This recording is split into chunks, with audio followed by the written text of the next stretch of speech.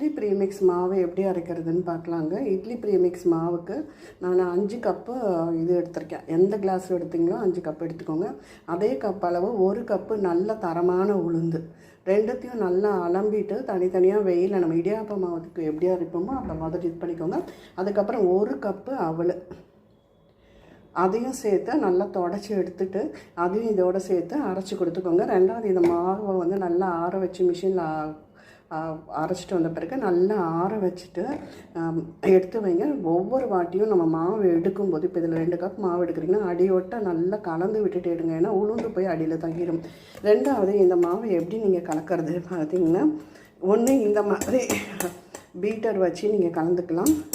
Whisk இருந்தால் whisk வச்சு கலந்துக்கலாம். அப்படி இல்லைன்னா மிக்சியில் அந்த 2 கப் மாவையும் போட்டு இந்த மாதிரி தண்ணியும் விட்டு 2 கப் மாவுக்கு ஒரு 2 கப் தண்ணி விட்டு அடிச்சிடுங்க. அப்படி பத்தலைன்னா இன்னும் கொஞ்சம் மாவு தண்ணி விட்டு அடிச்சுக்கோங்க. அடிச்சிட்டதுக்கப்புறம் நம்ம வந்து இன்றைக்கி பார்த்திங்கன்னா காலையில் நான் கலக்கிறேன்னா ஈவினிங் நான் ஊற்ற முடியும். அதாவது பொங்குன ஒழிய நம்ம இட்லி ஊற்றக்கூடாது. நல்லா இந்த மாவை வந்து பொங்கி வரணும், அப்போ தான் நம்ம வந்து ஊற்றணும். அதனால் நீங்கள் இந்த மாதிரி மெத்தடில் ஊற்றி பாருங்கள். இப்போ குழந்தைங்களுக்கு நம்ம ஆட்டி கொடுக்குறோம், அரைச்சி கொடுக்குறோன்னா அவங்க வந்து இட்லி சரியாக வரலைன்னா இந்த ப்ராசஸை நம்ம வந்து கடைப்பிடிச்சோன்னா கண்டிப்பாக உங்களுக்கு வந்து இட்லி வந்து ரொம்ப சாஃப்டாக இருக்கும். நான் ஏற்கனவே பெரிய லாங் வீடியோவில் போட்டிருக்கேன் எப்படி இந்த மாவு அரைக்கிறது, எப்படி இட்லி ஊற்று. ஆனால் பொங்காமல் நீங்கள் செய்யாதீங்க.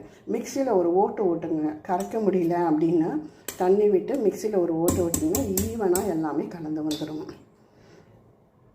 கண்டிப்பாக இந்த வீடியோ பிடிச்சிருந்தால் லைக் பண்ணுங்கள், ஷேர் பண்ணுங்கள், சப்ஸ்கிரைப் பண்ணுங்கள், கமெண்ட் பண்ணுங்கள். நன்றி.